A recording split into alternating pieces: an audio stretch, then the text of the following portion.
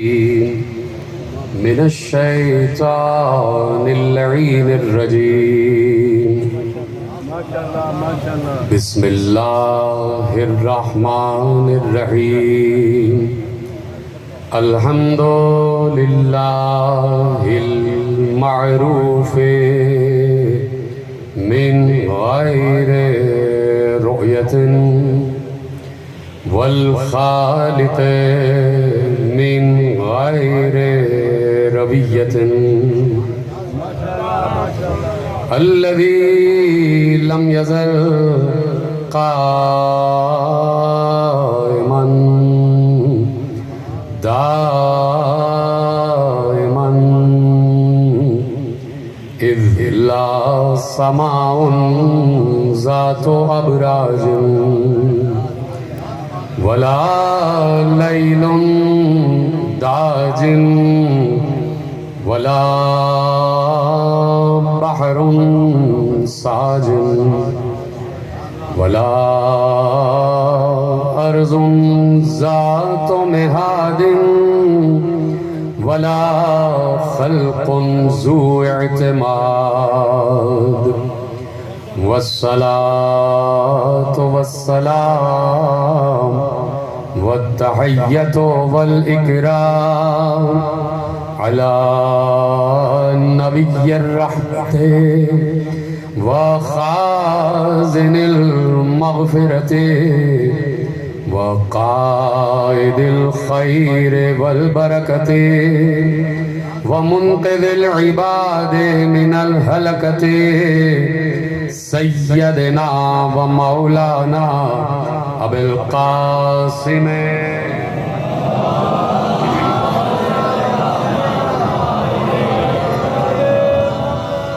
وأهل بيته الطيبين الطاهرين المعصومين المظلومين المنتخبين المنتجبين الذين أذهب الله عنهم الرجس وطهرهم تطهيرا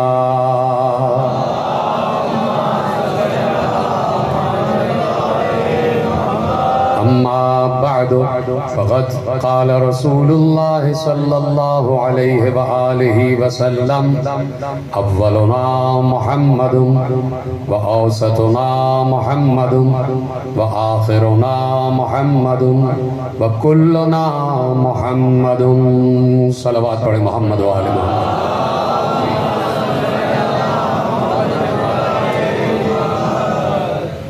پروردگار عالم کا اس بات پر جتنا بھی شکر ادا کیا جائے کم ہے کہ اس وقت اس پنڈال میں بیٹھ کر ہم بصد فخر یہ بات کہہ سکتے ہیں کہ اللہ آسمانوں پر حسن کا ذکر کر رہا ہے اور ہم زمین پر حسن کا ذکر کر رہے ہیں.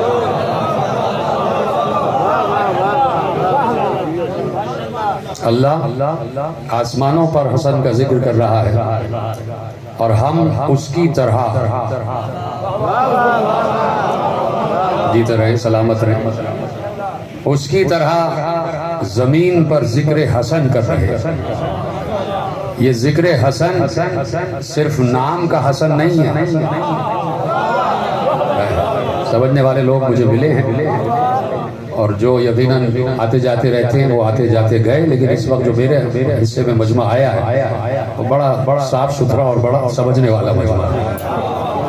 اور آپ کو پتہ ہے کہ میں نعرے تو لگواتا نہیں اور نہ میں بار بار کہتا ہوں کہ مجھے کیا چاہیے. تو آپ کو پتہ ہے کہ اللہ آپ سے کیا چاہتا ہے. جو اللہ آپ سے چاہتا ہے وہ اللہ کی طرف بھیجیے گا. اس لیے کہ جب بھی اللہ کی طرف سے کوئی نعمت آتی ہے تو سبحان اللہ ہی کہا جاتا ہے. اور اس وقت حسن مشتبہ کے ذکر سے بڑی نعمت کوئی ہے نہیں. یہ پیچھے والے حضرات بھی سب ہیں میرے ساتھ ساتھ. اس وقت حسن مصطفیٰ کے ذکر سے بڑی کوئی نعمت ہے نہیں. اب میں آپ کے حوالے دیکھیے ذکر حسن کوئی معمولی ذکر نہیں ہے, بہت بڑا ذکر ہے. اور اس لیے میں کہتا ہوں کہ جب شہزادے کا ذکر ہو تو چونکہ بہت کم وقت ملتا ہے, 26, 27, 28 یہ 3 ہی دن ہیں کہ جب شہزادے کا ذکر ہوتا تو اتنی مضبوطی سے ہو اور اتنی شدت سے ہو کہ دنیا کو بتایا جائے کہ اس حسن کا تذکرہ سن رہے ہیں جو حسین کا بھی امام ہے.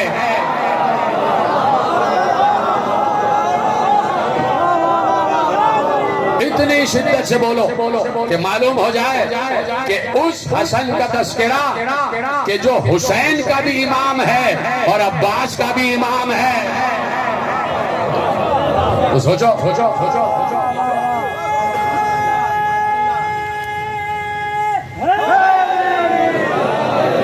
سوچو کیا جلالت مآب ذکر ہے حسن مصطفیٰ کا.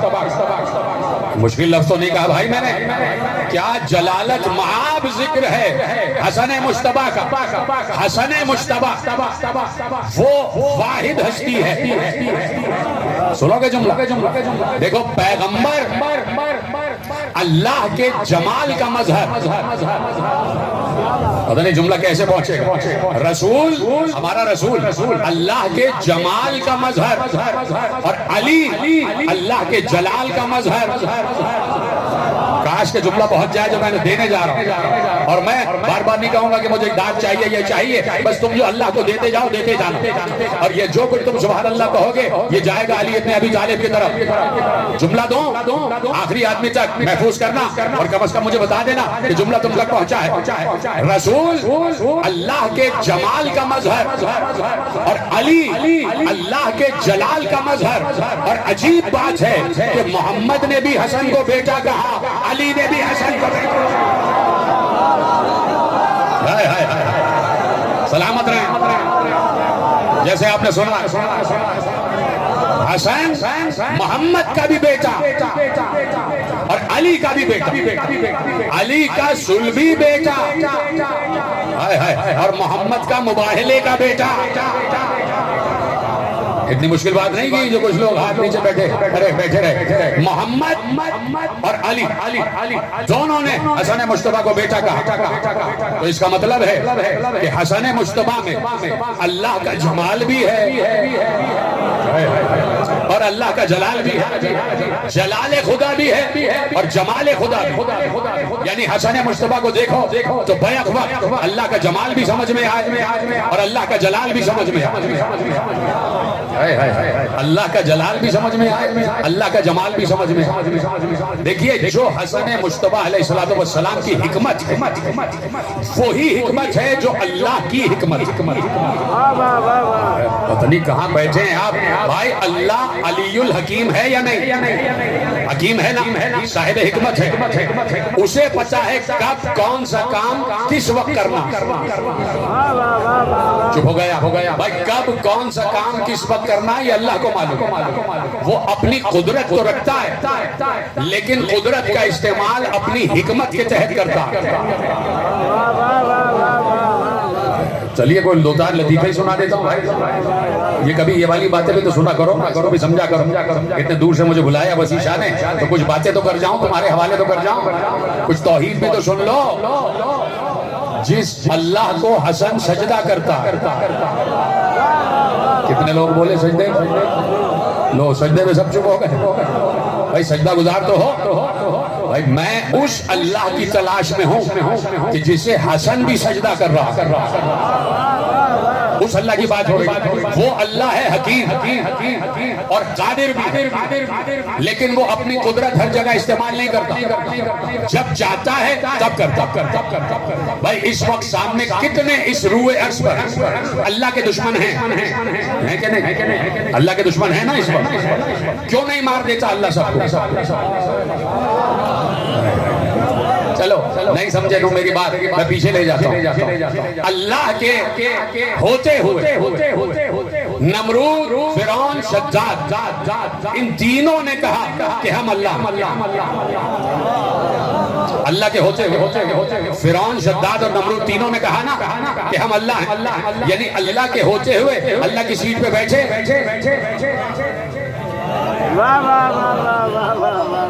کوئی اتنی مشکل بات نہیں کہ بھائی اللہ موجود ہے، اور فرعون، شداد، نمرود کو تو جانتے ہو، تین تھے نا کہ جنہوں نے کہا کہ ہم اللہ ہیں اور ہم معبود ہیں، ہمیں سجدہ کرو، ہم خدا ہیں۔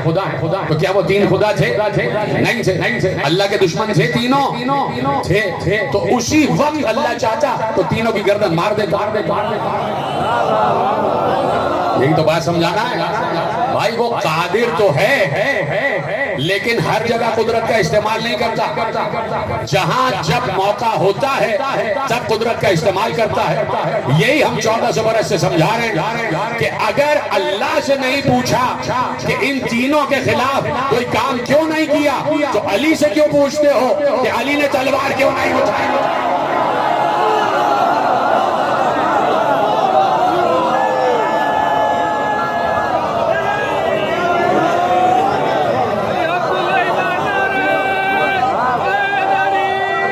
جیتے رہیں، سلامت رہیں۔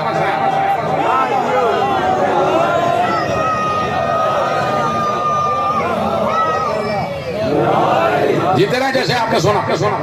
تو جیسے اللہ قادر ہے، جملہ سمجھ دیتے خود ہی بھائی، جیسے اللہ قادر ہے ویسے ہی علی قادر ہے۔ کتنے لوگوں نے میری بات پر ساتھ کیا؟ کن کن لوگوں کو قبول ہے؟ پہلے قبول کر لو، بہت اچھی بات ہے، نہیں تو میں قرآن سے دلیل دینے جا رہا ہوں۔ اب میں قرآن سے پوچھوں گا کہ اے قرآن تو مجھے بتا کہ علی قادر ہے یا نہیں؟ اے سب سننے کے لیے تیار ہیں؟ جگر اتنے بڑے ہیں تمہارے، قلوب اتنے بڑے ہیں، دل اتنے بڑے ہیں، جو میں بات کہوں گا تو اس کو قبول کر لو گے نا؟ تیار ہیں سننے کے لیے؟ اب اللہ سے میں نے پوچھا کہ یا اللہ تو بتا، تو بھی قادر ہے، اور تو نے اپنے ہوتے ہوئے اور کس کو قادر بنایا؟ اپنے ہوتے ہوئے تو نے اور کس کو قادر بنایا؟ تو اللہ نے آواز دی، میں نے قرآن میں آیت رکھی، تمہارا مسئلہ صرف یہ ہے کہ تم کھڑے کھڑے پڑھتے ہی جا رہے ہو، تم کھڑے کھڑے پڑھتے جا رہے ہو، پڑھتے جا رہے ہو، کھڑے ہو پڑھ رہے ہو، کھڑے ہو پڑھ رہے ہو۔ بھائی بیٹھ کے سمجھو بھی تو، اسی لیے ہمارے یہاں تراویاں نہیں ہیں، ترابیاں ہیں، کہ تراوی کھڑے ہو کے پڑھی جاتی ہے اور بو ترابی بیٹھ کر سنی جاتی ہے۔ تو یہاں قرآن بیٹھ کر سمجھا جا رہا ہے، اور میں سب سے کہہ رہا ہوں کہ ہم بیٹھے ہیں اور بیٹھ کر قرآن سمجھ رہے ہیں۔ علامہ حضرت حسن زیدی کے ایک جملہ آپ کے حوالے کر اسی موقع پر میں نے بزرگوں سے سنا، میں نے ان کو براہ راست تو نہیں دیکھا اور نہ سنا، بزرگوں نے بتایا کہ اس موقع پر انہوں نے کہا کہ جب بات آئی کہ کھڑے کھڑے قرآن، تو اتنا ذہین مجمع ہے کہ تم لفظ سے ہی سمجھ لو۔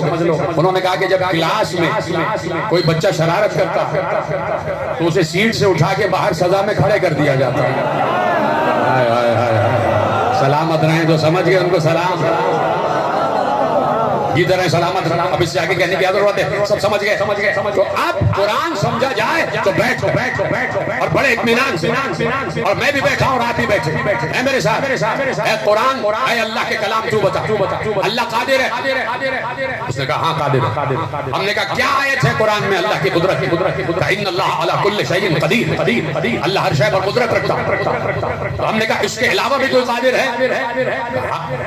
لے جاؤ بات، تم وہی سورہ پڑھو کہ جس سورے میں اللہ نے اپنے ملک کا اعلان کیا۔ تیار ہے نا؟ میں بہت بڑی بات کرنے جا رہا ہوں، اور جس کو ابھی بھی اٹھ کے جانا ہی چلا جائے۔ میں اتنی بڑی بات کرنے جا رہا ہوں علی اور حسن کے متعلق کہ اگر جگر بڑا ہے تو قبول ہوگا۔ یہ ادھر ادھر کی یوٹیوب سے 4-5 باتیں نکال کے میں تقریر کرنے کا عادی نہیں ہوں، میں موضوع پر ہوں، اور موضوع پہ آپ سے داد لینا چاہتا ہوں کہ بھائی اگر جگر بڑا ہے تو جملہ سننا، اللہ نے اپنے ملک کا اعلان کیا۔ اللہ نے کہا، آیتیں سنتے جاؤ، لہو ملک السماوات والارض یحیی و یمیت وہو علی کل شیء قدیر۔ دوسری کا ارشاد فرمایا للہ ملک السماوات والارض یغفر لمن یشاء ویعذب من یشاء. تیسری جگہ ارشاد فرمایا للہ ملک السماوات والارض یفعل ما یشاء. چوتھی جگہ ارشاد فرمایا لہ ملک السماوات والارض یخلق ما یشاء. سورہ شورى میں ارشاد فرمایا للہ ملک السماوات والارض یہب لمن یشاء اناثا ویہب لمن یشاء ذکورا. آیتوں پر تو داد دے دیتے بھائی اللہ کو, مجھے نہیں. اللہ کے لیے تو سبحان اللہ کہہ دو. اللہ نے بتایا سنو میرا ملک کیا ہے. تیار ہے نا سب سننے کے لیے؟ بہت مختصر بات ہے, مجھے ممبر چھوڑنا ہے 10-15 منٹ میں, اس لیے کہ مجھے یہاں سے لاہور جانا. تو اب اللہ نے کہا آؤ میں تمہیں بتاؤں کہ میرا ملک کیا. میرا ملک ہے چھوٹا سا پاکستان نہیں. یہ پاکستان جیسے چھوٹے چھوٹے ملک, یہ تو میں ایسے ہی کبھی کبھار عذاب میں دے دیتا ہوں. سلامت رہیں, خوش رہیں آپ. یہ تو میں عذاب میں دے دیتا ہوں. سمجھ گئے نا بات؟ اس سے آگے کرنے کی ضرورت تو نہیں ہے. تو کہا یہ والے ملک نہیں, میرا ملک کچھ اور ہے. میرا ملک کچھ اور ہے.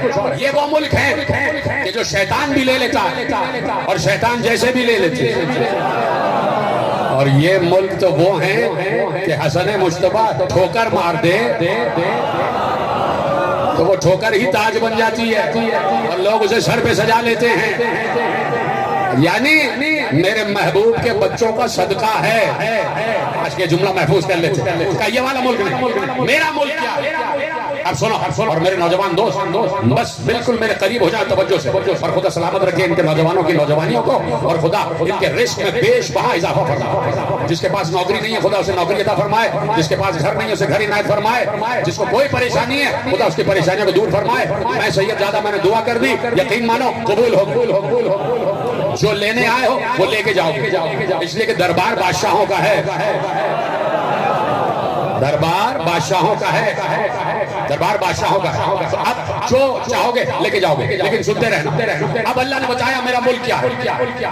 سنیں گے کہا میرا ملک یہ ہے کہ لہو ملک السماوات والارض یحیی و یمیت وہو علی کل شیء قدیر. آسمان اور زمین کا ملک اللہ کے لیے ہے. اس ملک کی پہلی صفت یہ ہے, اس ملک کی پہلی صفت یہ ہے, اللہ کے ملک کی پہلی صفت یہ ہے کہ جسے چاہتا ہے زندہ کرتا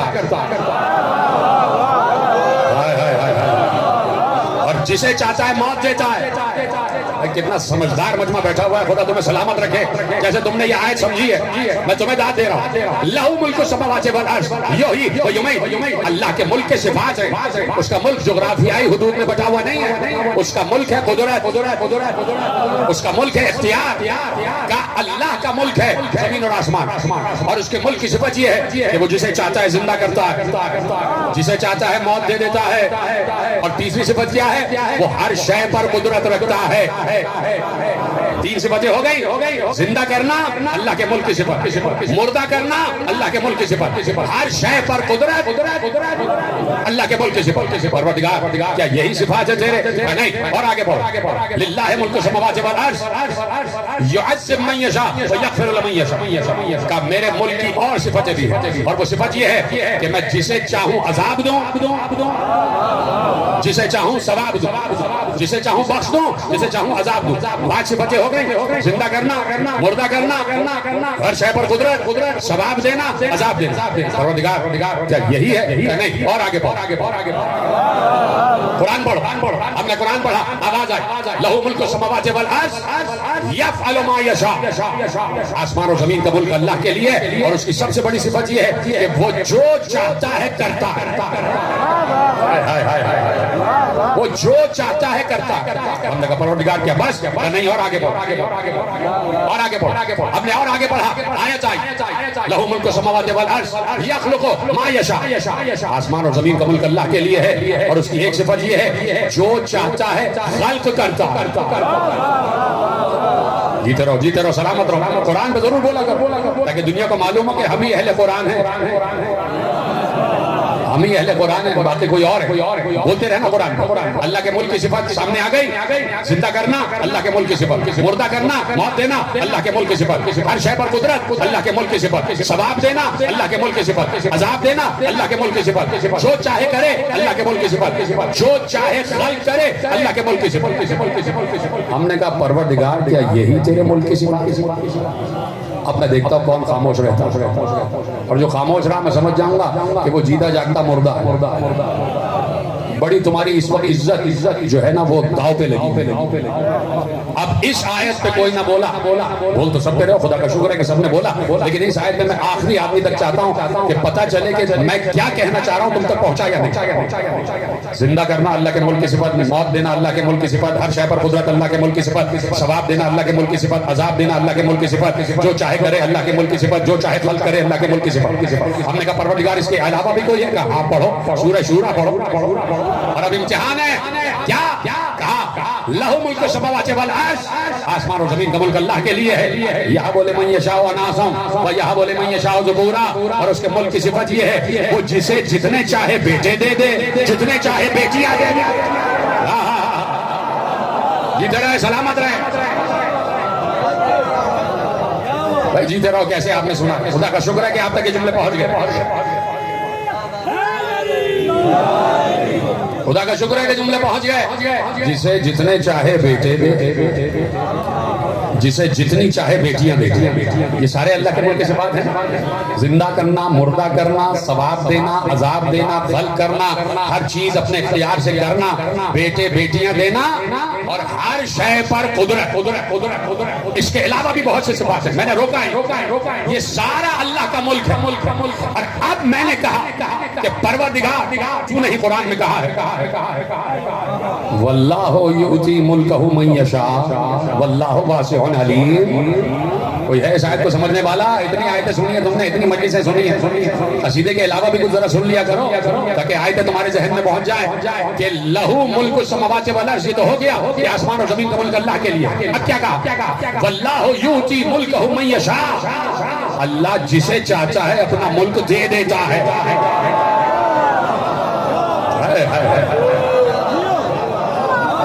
سنو نا علمی مجلس، واللہ یؤتی ملکہ من یشاء واللہ واسع علیم، اللہ جسے چاہتا ہے اپنا ملک عطا کر دیتا ہے، اور وہی سب سے زیادہ علم رکھنے والا ہے۔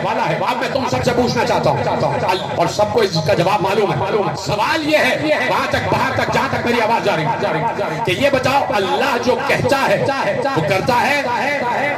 آواز نہیں آئی؟ کرتا ہے۔ اللہ اپنے وعدے کے خلاف تو نہیں کرتا ہے نا؟ اللہ اپنا وعدہ پورا کرتا ہے، جو کہتا ہے وہ کرتا ہے۔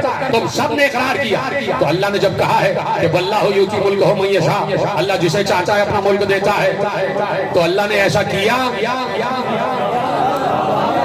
یہ تو سوچنا ہی کفر ہے کہ اللہ کہے کچھ اور کرے کچھ۔ جب اللہ نے کہا ہے کہ میں جسے چاہتا ہوں اپنا ملک دیتا ہوں، تو اب تلاش کرو کہ اللہ چاہتا کسے ہے۔ دیکھو اہل سنت برادران تک بھی بات پہنچ رہی ہے، اور لے جائیں یہ پتا کرو کہ واللہ یؤتی ملکہ من یشاء، اللہ جسے چاہتا ہے اپنا ملک دیتا، تو چاہتا کسے ہے؟ اور یقیناً جب اللہ نے کہا ہے تو اپنا ملک دیا ہے۔ ٹھیک ہے، یہاں تک آ گئے؟ تو اب بات یہ ہے کہ جس تک اللہ کا ملک جائے گا، میرا ساتھ دینا، پڑھے لکھے لوگ بیٹھے ہو، جاہل نہیں بیٹھے، جس کے دل میں علی آ جائے وہ سب سے بڑا عالم ہوتا ہے، اور کوئی لاکھ مدرسے سے پڑھا ہوا ہو اگر علی کو نہیں جانتا اس سے بڑا جاہل کوئی نہیں۔ یہ بات یاد رکھنا، کوئی لاکھ ڈگریاں لیے ہوئے ہو اور اسے علی کی عین نہ معلوم ہو، جو علی کی عین نہیں جانتا وہ علم کی عین کیا جانے گا، چاہے لاکھ اس کا نام عین سے شروع ہو رہا ہو۔ جیتے رہے سلامت رہے، جیتے رہے، جملے پہنچ رہے ہیں آپ تک۔ تو بھائی اللہ نے اپنا ملک دیا، جسے چاہا اسے ملک دیا۔ تو اب پوچھنا آپ سے یہ ہے کہ اللہ کا ملک جس تک جائے، اللہ جسے اپنا ملک دے گا تو خالی نام کا ملک دے گا یا اس کے ساتھ یہ سارے اختیار بھی جائیں گے؟ بہت اچھے سلامت رہیں آپ. خدا آپ کو خوش رکھے. جیسے آپ نے یہ مشکل بات سمجھی ہے. جب اللہ کا ملک جا رہا ہے تو سارے صفات بھی جا رہے ہیں. سارے صفات جا رہے ہیں. ٹھیک ہے. سب سے بڑا اس کی صفت ملک یہ ہے کہ وہ قادر ہے, ہر شے پر قدرت رکھتا ہے, اور یہ سارے صفات اس کے ملک کا حصہ ہے. اب دیکھنا یہ ہے کہ ملک گیا کس کے پاس. اب دیکھنا یہ ہے کہ یہ ملک گیا کس کے پاس. کسے اللہ نے ملک دے دیا تو اب کسی اور سے نہ پوچھنا, کسی راوی سے نہ پوچھنا, کسی علم رجال سے نہ پوچھنا, علم کلام سے نہیں, علم بیان سے نہیں, علم منطق سے نہیں, علم فلسفہ سے نہیں, کتاب سے نہیں, روایت سے نہیں, حکایت سے نہیں, قول سے نہیں, منطق سے نہیں. اب قرآن سے پوچھیں گے کہ قرآن تو بتا اللہ کا ملک کس کے پاس ہے. تیار ہو سننے کے لیے؟ میں نے کہا اتنا بڑا جگر چاہیے. یہ سارے صفات اللہ کے ملک کے ساتھ یہ رہا اللہ کے ملک کے ساتھ. اور اب یہ ملک جا رہا ہے. تصور میں لاؤ, یہ سارے صفات کے ساتھ اللہ کا ملک جا رہا ہے. کس کی طرف جا رہا ہے؟ ہم نے قرآن سے پوچھا, یہ بتا اے قرآن کہ اللہ کا ملک کس کے پاس آیا. قرآن نے مسکراتے ہوئے کہا وہی سورہ پڑھو جس سورہ کا نام ہی سورہ ملک ہے. لے جاؤ جملہ, جس سورہ کا نام ہی سورہ ملک ہے. ہم نے پڑھنا شروع کیا تو آواز آئی تبارک الذی بیدہ الملک وہو علی کل شیء قدیر. بابرکت ہے وہ ذات, بابرکت ہے وہ ذات, بابرکت ہے وہ ذات جس کے ہاتھ میں ملک ہے. بھائی یا تو اللہ کا ہاتھ دکھا دو یا کسی ہاتھ کو اللہ کا ہاتھ.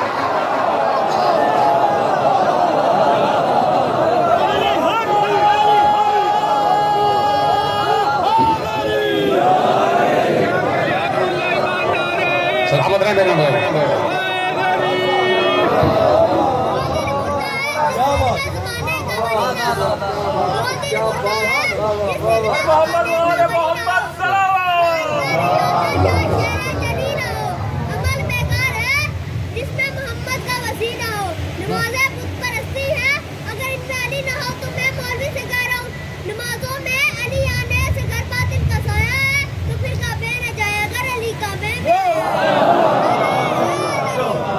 جی تیرا بیٹا سلامت رہو ماشاءاللہ. ایسے ہی لوگ, ایسے ہی بچے بڑے ہو کے ذاکر بنتے ہیں اور بانیان اعضا بنتے ہیں. توجہ ہے.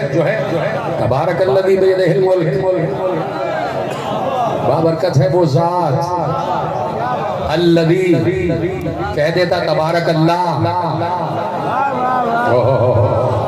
تبارک الذی بیدہ الملک, بابرکت ہے وہ ذات جس کے ہاتھ میں ملک ہے.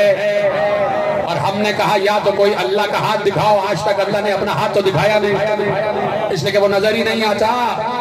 اور کسی ہاتھ کو اللہ کا ہاتھ مانو تو علی نے تو بعد میں کہا تھا. پیغمبر نے علی کا ہاتھ اٹھا کے کہا ھذا ید اللہ.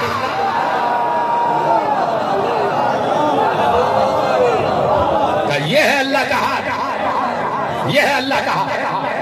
سمجھ میں آ گئی بات کہ جس تک اللہ کا ملک گیا وہ ہے ید اللہ, اور ید اللہ ہے علی. کسی کو اختلاف تو نہیں ہے؟ ید اللہ ہے علی, اور اللہ کا ملک گیا علی کے پاس. جب علی کے پاس گیا تو اپنے اختیار کے ساتھ گیا. اب چاہے علی مردے زندہ کرے, نماز پڑھا کے زندہ کو مردہ کرے, علی چاہے آدم کو خلق کرے, علی چاہے آدم کو خلق کرے. جملہ دے رہا ہوں. اب چاہے علی مردوں کو زندہ کرے, نماز پڑھا کے زندہ کو مردہ کرے, علی چاہے جو چاہے خلق کرے, علی جو چاہے کرے. یہ تو علی ہے. اس ملک کی ایک صفت یہ ہے کہ اللہ جسے جتنے چاہے بیٹے دے. تو علی کا بیٹا حسین چاہے ایک بیٹا دے چاہے 7 دے. اور صفت کیا ہے؟ یفعل ما یشاء. لے جا جملہ, اس ملک کی صفت یہ ہے کہ جس کے پاس یہ ملک آ جائے وہ جو چاہے کرے, جو چاہے کرے, جو چاہے کرے. حسن مصطفیٰ نے منبر پہ بیٹھ کے کہا اے عورت تو مردوں کے مجمع میں کہاں سے آ گئی؟ جو چاہے کرے, جو چاہے کرے. توجہ فرمائی آپ نے. تو اب جس تک اللہ کا ملک گیا, ابھی تو میں نے بات ہی نہیں کی, اب کہنے جا رہا ہوں. اتنا بڑا جگر رکھنا,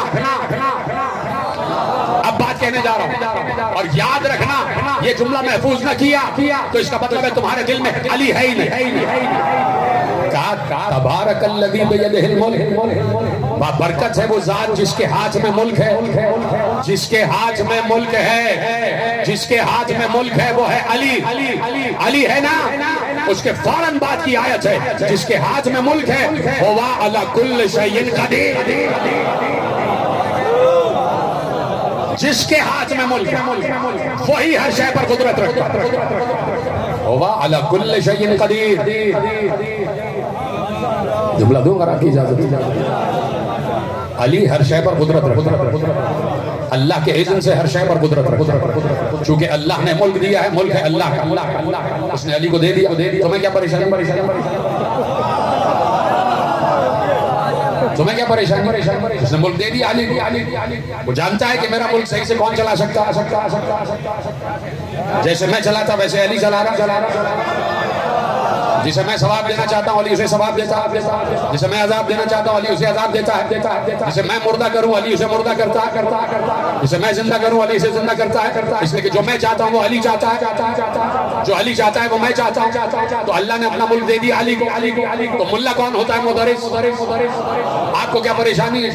اللہ کا ملک علی کے پاس آ گیا، اور جس کے پاس اللہ کا ملک آیا وہ ہر شے پر قدرت رکھتا ہے، ہر شے پر قدرت رکھتا ہے۔ جملہ سن لینا اور یہیں سے مجھے اجازت دے دینا، بہت آپ نے اچھی تقریر سنی، خدا آپ کو سلامت رکھے۔ اللہ کا ملک جس کے پاس ہے وہی ہر شے پر قدرت رکھتا ہے۔ جب تک سب مجھے دیکھیں گے نہیں میں جملہ کہوں گا، سب مجھے دیکھتے رہو۔ جس کے پاس اللہ کا ملک ہے وہ علی کل شیء قدیر ہے۔ علی کل شیء قدیر کا مطلب ہے قادر، علی کل شیء قدیر کا مطلب ہے قادر۔ علی قادر ہے اللہ کی طرف، یہ جملہ کہنے کا اب ہمیں حق حاصل ہے۔ جب عالم اسلام میں بے تکی باتیں آ رہی ہیں اب ہمیں یہ جملہ کہنے کا حق حاصل ہے، ہم کہیں گے، کیوں نہ کہیں؟ اس لیے کہ علی کو اللہ نے اپنی قدرت کاملہ کا مالک بنایا۔ جب اپنی قدرت کاملہ کا مالک بنایا تو علی کو اللہ نے قادر بنایا۔ اب میں عالم اسلام سے پوچھنا چاہتا ہوں، علی ہے قادر اور تم جسے لائے ہو وہ عبد القادر۔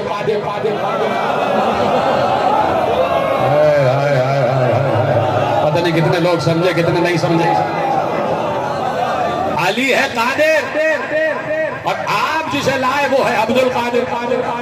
تو اب میں جملہ دوں، ثابت کیا نا میں نے کہ علی اللہ کی قدرت کا حامل ہے، علی اللہ کی قدرت کا مالک ہے اور اللہ ہی کی طرف سے مالک ہے، تو علی ہو گیا قادر۔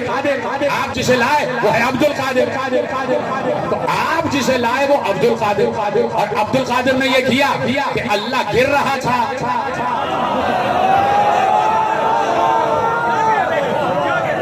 تو اس نے اللہ کو ہاتھ پکڑ کے سنبھال لیا، یہ ہے عبد القادر۔ تو بھائی پوچھنا چاہتا ہوں، جب عبد القادر اتنا بڑا کام کر سکتا ہے تو علی جو قادر ہے وہ کیا کرے گا؟ تو بھائی ایسے نہ کرو، عالم اسلام سے گزارش ہے کہ ایسے بیتوکے قصے نہ گڑھو۔ وہ جو بیچارے غوث اعظم ہیں وہ بھی قبر میں پریشان ہو رہے ہیں کہ مجھ میں تو یہ صفات ہے ہی نہیں، مجھ میں یہ صفات صحیح نہیں، کہا کہ انہوں نے بیان کر دیا۔ بھائی وہ عبد القادر ہیں، قادر نہیں، وہ قادر کے بندے، وہ قادر نہیں۔ اللہ نے اپنی قدرت کاملہ کا وارث علی کو بنایا۔ علی کے بعد حسن، اور حسن ہے قادر حکیم، حسن ہے قادر حکیم، یعنی حکمت کے ساتھ قدرت کو استعمال کرے۔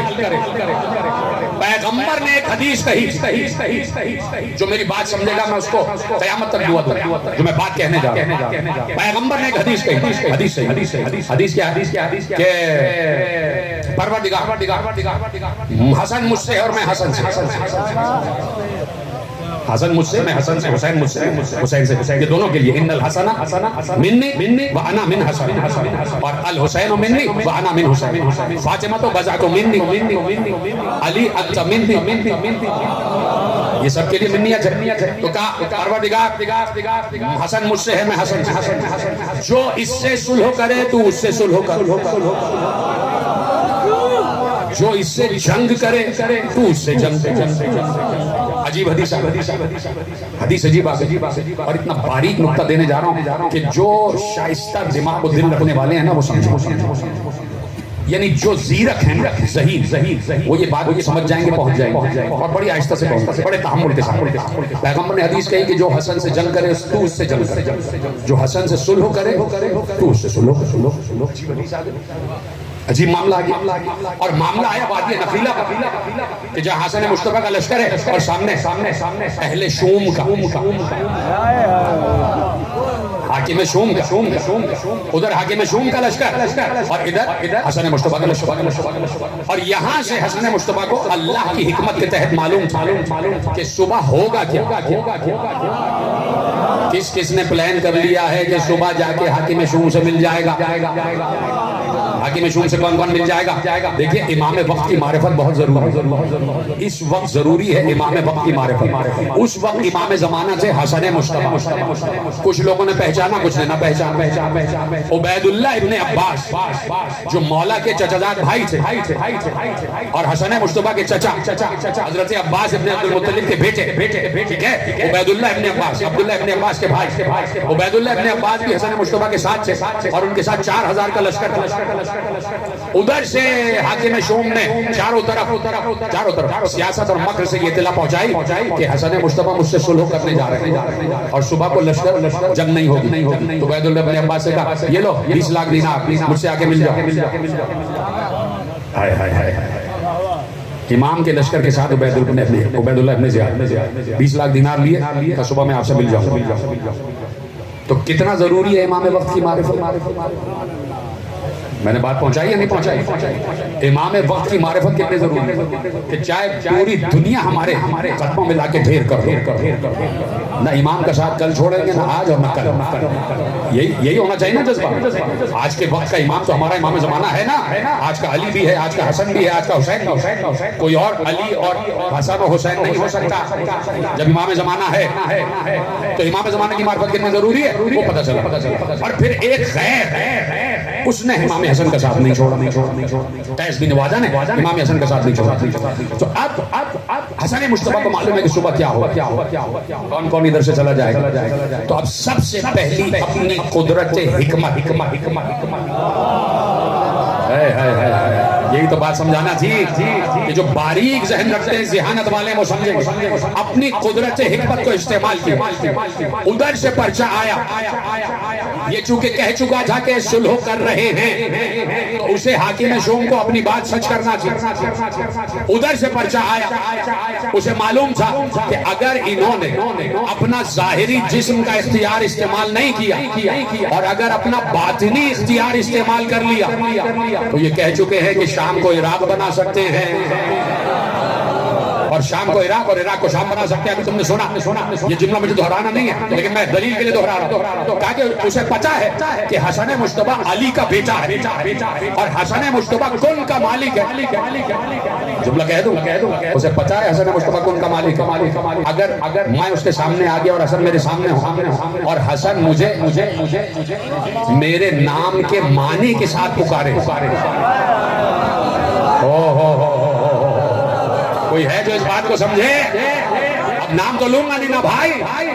حاکم شوم نے کہا کہ اگر یہ میرے نام کے معنی کے ساتھ مجھے پکارے تو میں وہی ہو جاؤں گا جو میرے نام کے معنی ہے.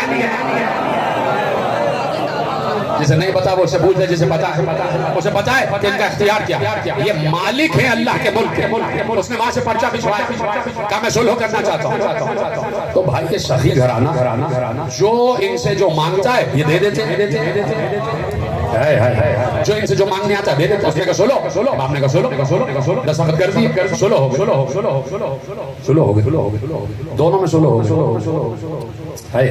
پیغمبر نے کیا حدیث کہی, جو حسن سے سولو کر تو بھی اس سے سولو کر. معاملہ بڑا خطرناک ہو گیا. خدا کا شکر کہ حاکم شوم نے صلح نامے کو پھاڑ دیا. اگر نہ پھاڑتا تو اس کا احترام کرنا پڑ جاتا. اتنا بڑا جملہ آپ ایسے آسانی سے سن لیا. یہ بھی حسن مصطفیٰ کی حکمت تھی، یہ بھی قدرت حکمت تھی کہ سلونامہ آیا بھی وہاں سے اور پھاڑا بھی وہیں سے گئے، اور حسن فتح کا پرچم لہراتے لہراتے کہہ رہے تھے کہ ہم کل بھی درود والے تھے، آج بھی درود والے، یہ کل بھی لعنت والے، آج بھی لعنت والے، ہم آج بھی درود والے، ہم کل بھی درود، یہ آج بھی لعنت والے، ہم کل بھی لعنت والے، وہ کل بھی لعنت والے اور وہ آج بھی لعنت۔ تو دیکھیے دو ہی طبقے چل رہے ہیں، ایک درود والا، ایک لعنت والا۔ اب عالم اسلام طے کرے کہ درود والا کون ہے، لعنت والا کون ہے۔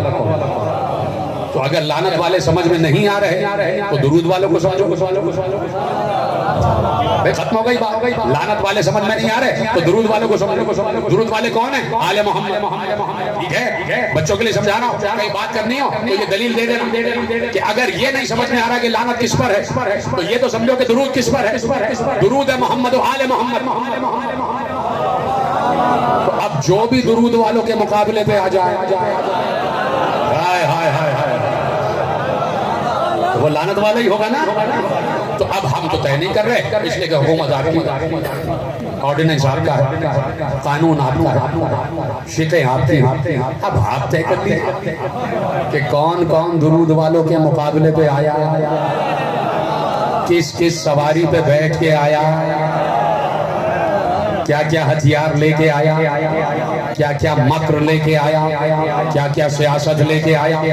لیکن ہر سیاست کو آل محمد نے دو ٹکڑے کیے، اس لیے علی نے کہا تھا لے جاؤ بات اور دیکھو اور اس جملے کو محفوظ رکھنا، اس لیے علی نے کہا تھا کہ یہ خارجی ختم نہیں ہوں گے۔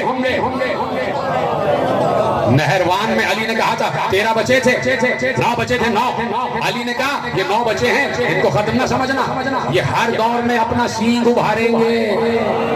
یہ جملے ہیں علی کے، یہ ہر دور میں اپنا سینگ ابھاریں گے۔ لے جاؤ جملہ۔ اور دیکھو آج یہ پاکستانی فوج جو آپریشن کر رہی ہے وہ خارجیوں کے خلاف کر رہی ہے۔ سلامت نہیں۔ دیکھیے ایسے بڑے پڑھے لکھے لوگ بیٹھے ہیں جن کو سب انفارمڈ ہے کہ بھائی آج جو پاکستان آرمی آپریشن کر رہی ہے وہ خارجیوں کے خلاف کر رہی ہے۔ خارجی طاقتیں، آپریشن کا نام ہی ہے خارجی کے خلاف، ٹھیک ہے؟ تو خارجیوں کی ابتدا کہاں سے ہوئی؟ بڑی دیر سے پہنچ رہے ہو، بڑی دیر سے پہنچ رہے ہو۔ خارجیوں کی ابتدا کہاں سے ہوئی؟ پہلے تو یہ دیکھو بھائی، خارجی جو علی کے مقابلے پہ آیا خارجی ہوا نا، جو علی کے مقابلے پہ آیا وہ خارجی ہو گیا۔ خارجی کا مطلب کیا ہے؟ نکل گئے۔ کہاں سے؟ دین سے۔ تھک گئے شہداء بھائی، جو خارجی ہے وہ نکل گیا دین سے۔ تو خارجیوں کی ابتدا کہاں سے ہوئی؟ میں یہ نہیں کہہ رہا کہ علی کے سامنے جو خارجی آئے ابتدا وہاں سے ہو رہی ہے، بڑی بات کہنے جا رہا ہوں۔ خارجیوں کی ابتدا کہاں سے ہوئی؟ جملہ سنیں گے؟ آپ نے بہت اچھا سنا، خدا آپ کو سلامت رکھے۔ لے جائیے جملہ، جہاں سے خارجیوں کی ابتدا ہوئی ہے وہ ابتدا بتا رہا ہوں، اور وہ بھی قرآن سے بتا رہا ہوں۔ قرآن سے ہٹا نہیں ہو، قرآن سے بتا رہا ہوں۔ جیسے ہی شیطان نے آدم کو سجدے سے انکار کیا اور اللہ سے بدتمیزی کی تو اللہ نے کہا فَخْرُجْ مِنْهَا إِنَّكَ أَنْتَ الرَّجِيمُ، نکل جا، تو مردود ہے۔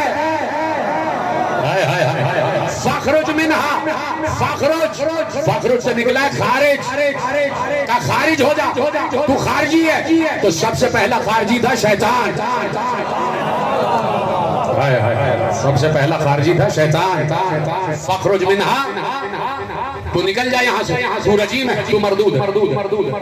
اب یہ بھی جملہ ذہن میں آیا اور وہ بھی آیت ہے اس کے فوراً بعد دوں آیا قبول کریں گے۔ اور خارجی کا انجام کیا ہوتا؟ خارجی کا انجام سنیں گے؟ جیسے ہی کہا خارجی ہے تو شیطان، تو خارجی ہے، نکل جا۔ اللہ نے کہا تو خارجی ہے، یعنی جو اللہ کے مقابلے پہ آئے گا وہ خارجی ہے۔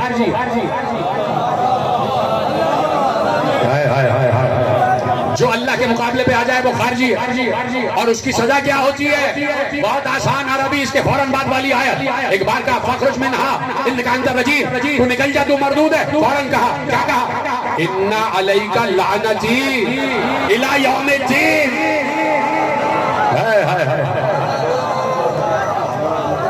تجھ پر قیامت تک میری لعنت ہے تو خارجی پر اللہ کی لعنت ہوتی ہے۔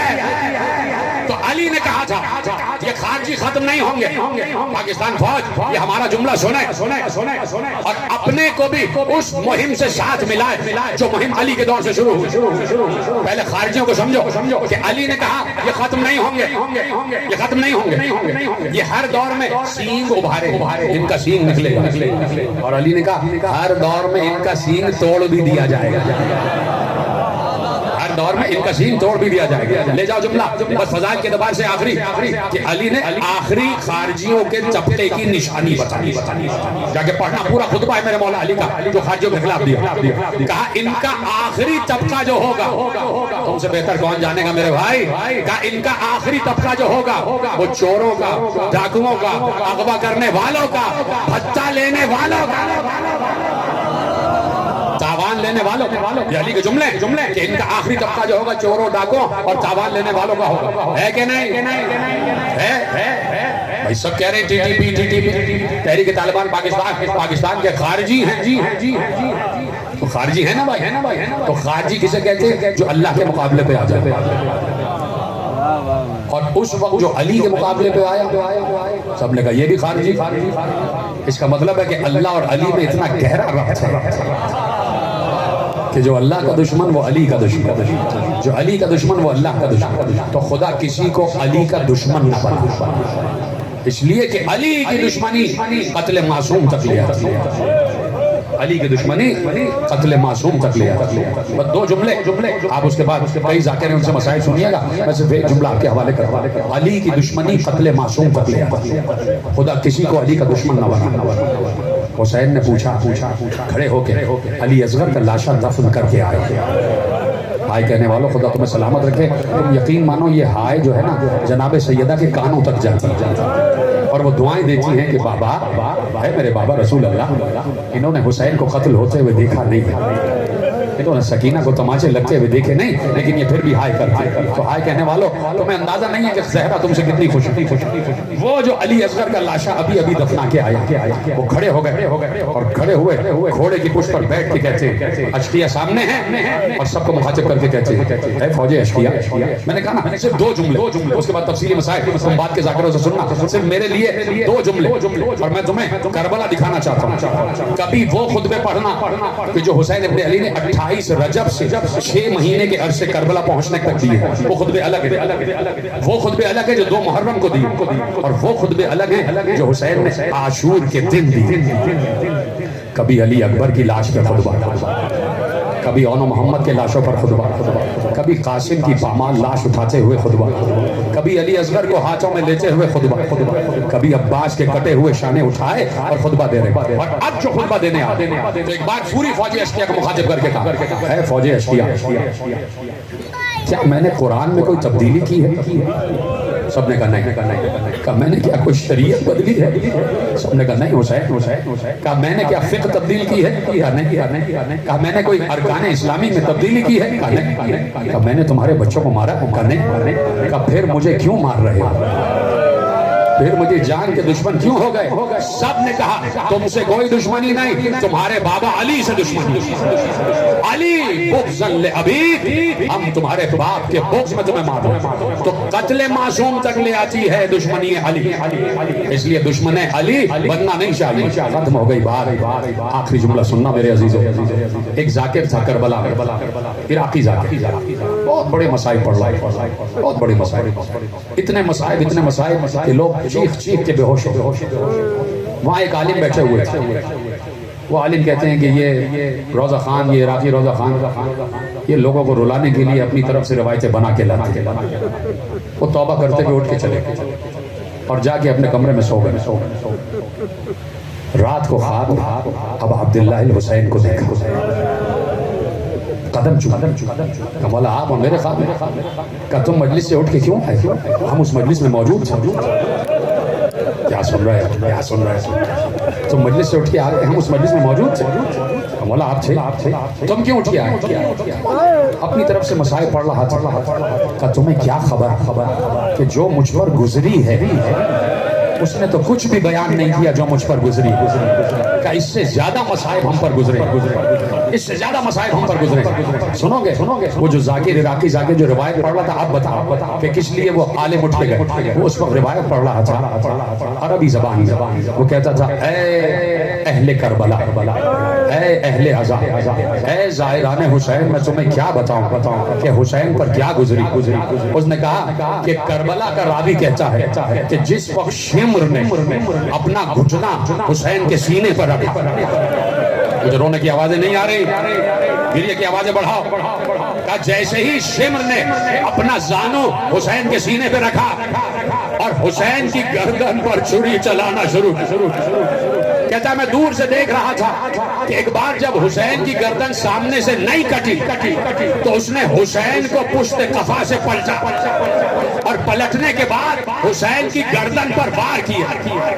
اور کہتا ہے ایک بار جب حسین کی گردن کٹ گئی تو میں نے دیکھا دھواں اڑ رہا، غبار اڑ رہا ہے، گرد و غبار اڑ رہا ہے اور مجھے کچھ نظر نہیں آ رہا تھا. وہ عراقی ذاکر کہتا ہے کہ وہ راوی کہتا ہے مجھے کچھ نظر نہیں آ رہا تھا. کہتا ہے میں دیکھنے کے لیے گیا کہ یہ گرد و غبار کیوں اڑ رہا ہے. کہتا ہے جیسے ہی میں قریب گیا میرا کلیجہ پھٹ گیا، اس لیے کہ میں نے دیکھا کہ شمر نے حسین کے کٹے ہوئے سر کی زلفوں کو پکڑا ہوا تھا اور کبھی زمین پر مار رہا تھا، کبھی اٹھاتا تھا، کبھی پھر زمین پر مارتا تھا.